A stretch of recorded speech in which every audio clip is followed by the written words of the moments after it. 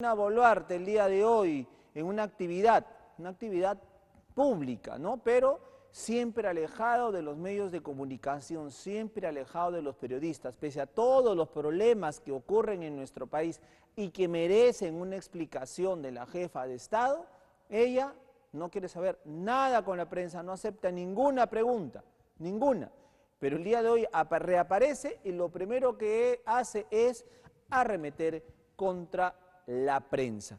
Pero no es las únicas acciones que existen de este gobierno contra la libertad de prensa. Hay otras acciones, el Consejo de la Prensa Peruana está monitoreando todo eso y es bueno conversar también para hacer el análisis respecto a lo que está ocurriendo. Rodrigo Salazar Sibreman nos acompaña, él es director ejecutivo del Consejo de la Prensa Peruana. Rodrigo, muy buenas noches, un gusto saludarte.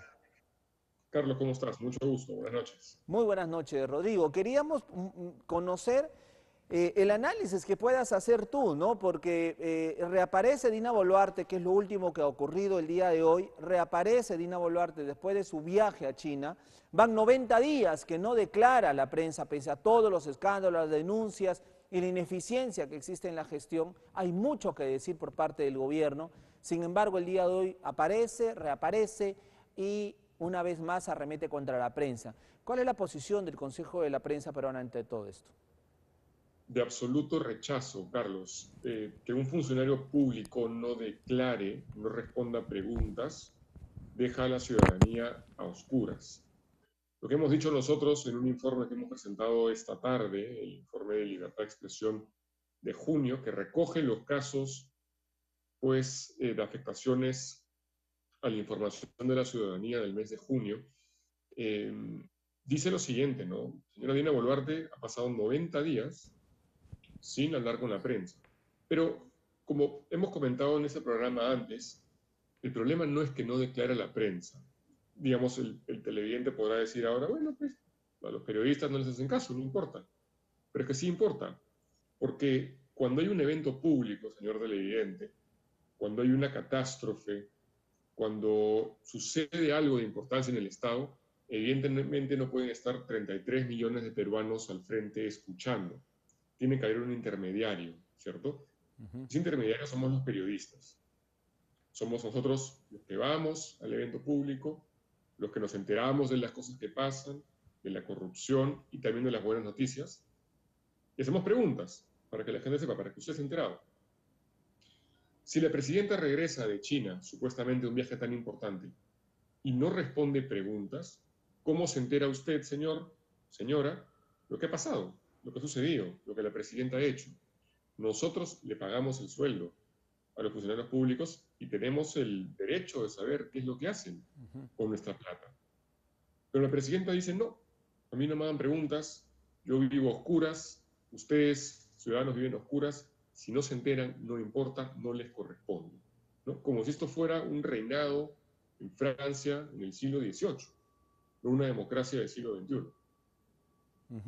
Eso es típico de las dictaduras y el Perú, si bien es cierto, no somos una dictadura de per se, pero cuidado porque estas acciones comienzan a configurar este tipo de gobiernos, ¿no? Autoritarios, ¿no?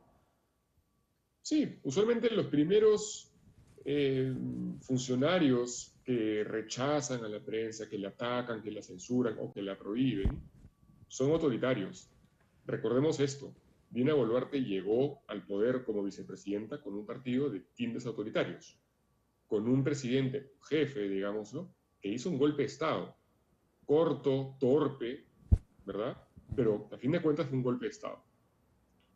Es una persona que entró por la izquierda, ¿no? Con un partido de izquierda, y gobierna en la derecha, responsable de 49 asesinatos, política, digo, ¿no? Responsable política, en las cuales no hay respuesta, una persona que se ausenta 12 días para operarse la nariz, para verse mejor, que usa Rolex regalados, prestados, como fuera, no quiere responder preguntas. Por eso es que ha puesto a una especie pues, de marioneta ahí, ¿no? Como una especie de portavoz de la presidencia.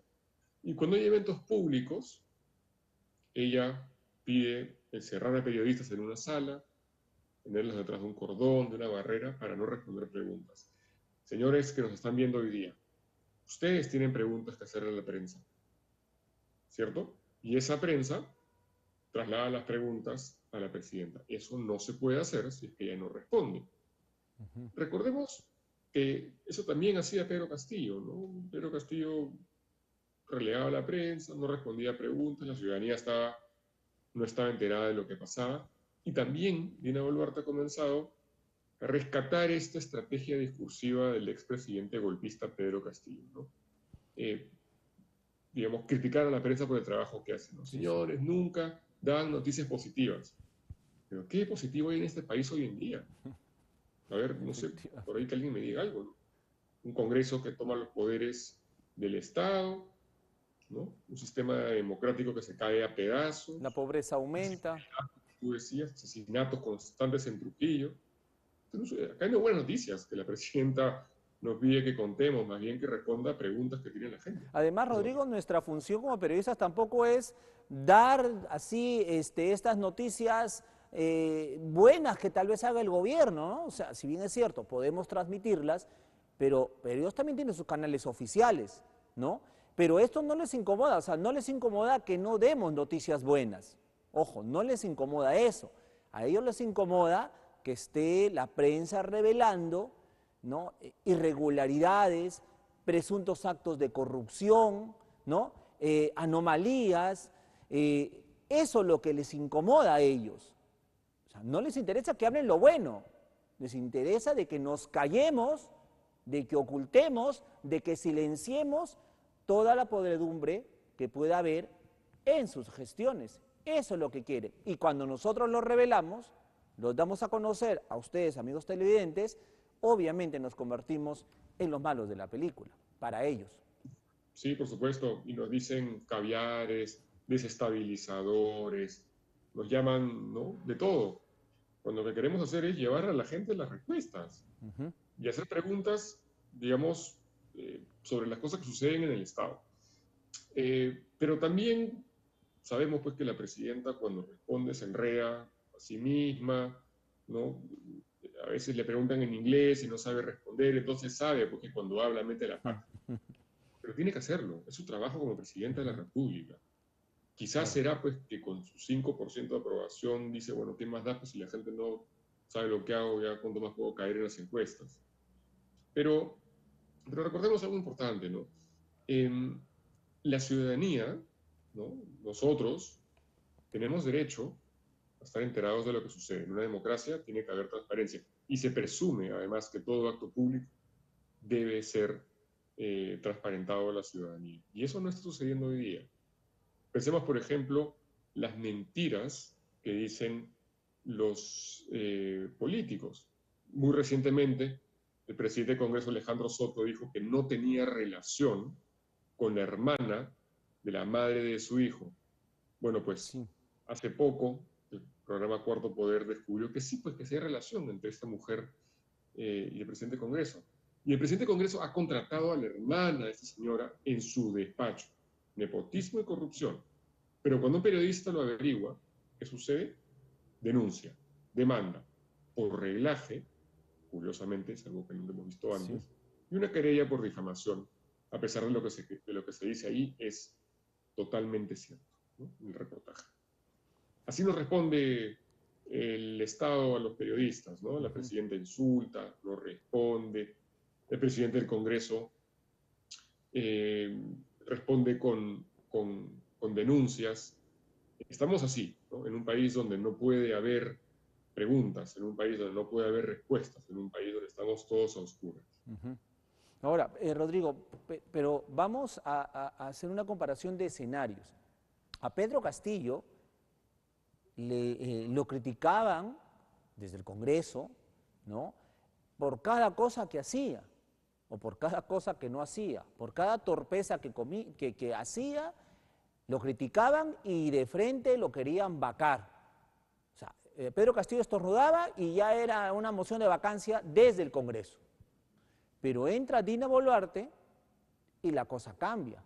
Y ahora este Congreso apaña todo lo que hace este gobierno. Y a su vez, Dina Boluarte apaña todo lo que haga este Congreso.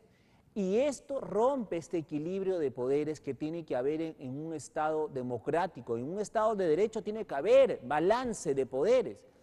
Pero la actual coyuntura es evidente que no existe. Entonces, ¿quién es peor en esta situación? ¿Qué es peor en todo caso? ¿La gestión de Pedro Castillo o lo que estamos viviendo con Dina Boluarte y toda esta desinstitucionalización que existe? Con Pedro Castillo se intentó, pero con Dina Boluarte se ejecutó. No sé qué comentario tendrías. Yo de manera muy personal puedo decir que estamos peor como país con Dina Boluarte que con Pedro Castillo. Estamos peor porque, digamos, yo creo que Pedro Castillo era una persona absolutamente incompetente, ¿no? No podía ni hablar. Pero Dina Boluarte, que es un poquito más articulada que el presidente, pero un poquito nomás, es una señora que se le puede llamar torera, ¿no? Presenta una... Eh, el Congreso pasa leyes y ella, precostado, ¿no? La deja pasar. Es una presidenta que es responsable, como dije, de 49 muertes. Es un gobierno que no hace absolutamente nada. El de Pedro Castillo no hacía nada, pero este deshace, ¿no? Eh, Durante su gobierno el año pasado tuvimos el peor año de las últimas 3 décadas en economía nacional. 3 décadas, el peor año, ¿no? Eso no pasó en el gobierno de Pedro Castillo. En el gobierno de Dina Boluarte la inflación creció, también, por supuesto, con influencias internacionales. Hoy en día el Congreso hace lo que le da la gana, ha tomado todas las instituciones del país, salvo unas cuantas. Eso no pasó en el gobierno de Pedro Castillo. De repente había una especie de colchón, ¿no?, entre Castillo y el Congreso. Dina Boluarte hoy día se agacha al frente del Congreso y eso nos hace estar en una peor situación de lo que estábamos con Pedro Castillo, en la que toman la democracia. Y aquí un llamado al empresariado peruano también. Presiento personalmente, digo, que el empresariado dice, bueno, mientras no haya protestas y no esté el comunista ese en el poder, entonces no pasa nada. Tenemos estabilidad, he escuchado que dicen algunos de ellos.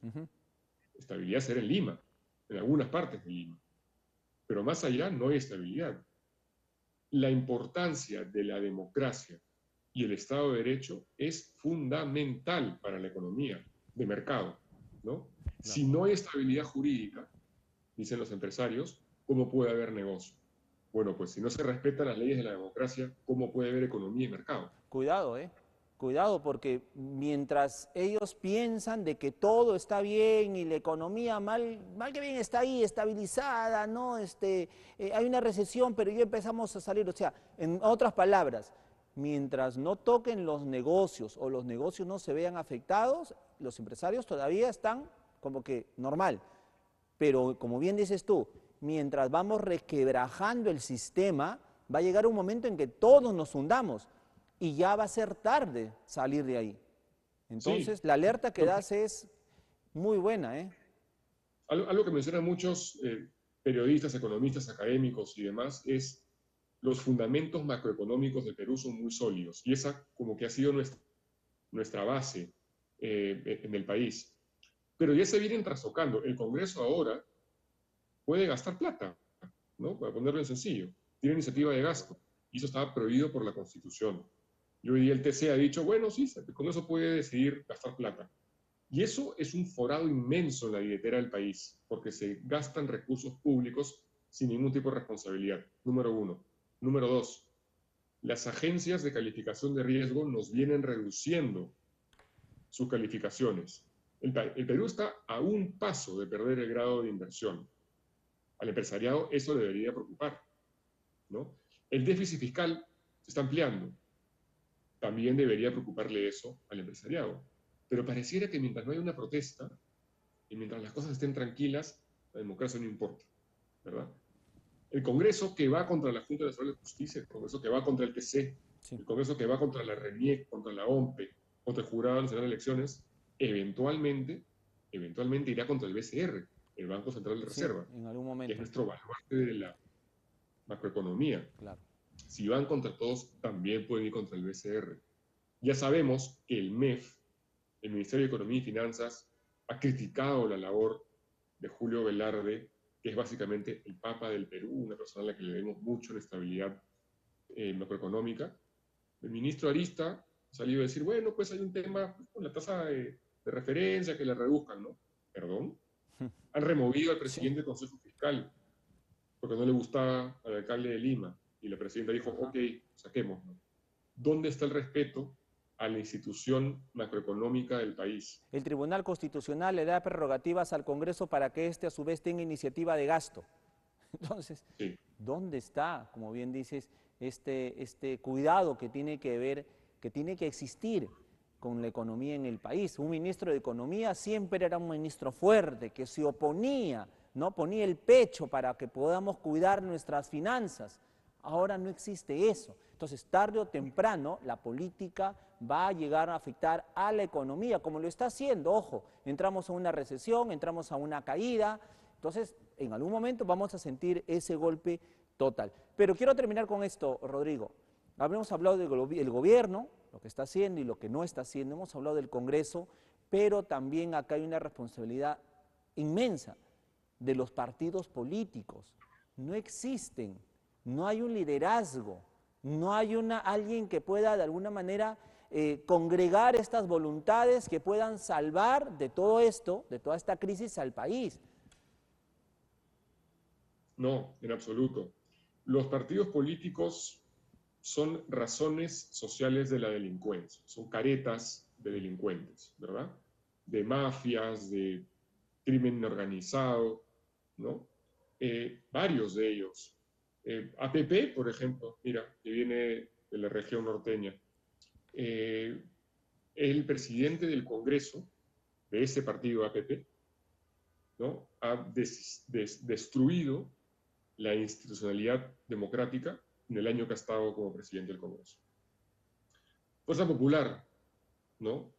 Por ahí suenan rumores de que Alberto Fujimori, que hace poco se moría, hoy día posiblemente podría postular a la presidencia. Es un retroceso de 30 años. Regresar a una persona que nos gobernó con luces y con sombras en los años 90. ¿Se discute hoy la posibilidad de que pueda ser presidente de nuevo?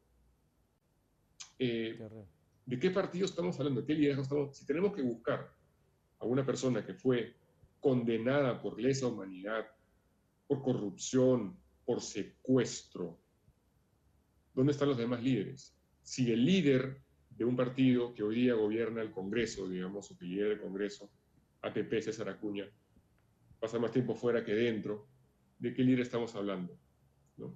Estamos totalmente desprovistos de líderes y se dan cuenta los partidos, o más bien las caretas de la delincuencia, y dicen, bueno, ¿quién va a movilizar a la sociedad peruana? Nadie, pues entonces hagamos de las nuestras. Y Hagámoslo. estamos en eso. Efectivamente, qué pena por nuestro país, pero no hay que perder la esperanza. La ciudadanía en algún momento va a tener que reaccionar. Estamos demorando, pero tenemos de alguna manera que reaccionar. Rodrigo, con esto termino. Esperemos que sí, que algunos podamos decir, ya basta, ¿no? Ya basta. Efectivamente, efectivamente. Rodrigo, te agradezco muchísimo por estar esta noche con nosotros y una vez más destacar la labor que viene cumpliendo el Consejo de la Prensa Peruana en sacar estas alertas, ¿no? Estas alertas que de alguna manera pretenden sacar a la luz lo que se está haciendo, ¿no? Con la prensa, pero sobre todo con el sistema democrático. Te agradezco, un abrazo a la distancia. A ti, Carlos, muchas gracias y también por la labor de periodismo independiente de Sol TV. Fuerte abrazo. Un fuerte abrazo, Rodrigo.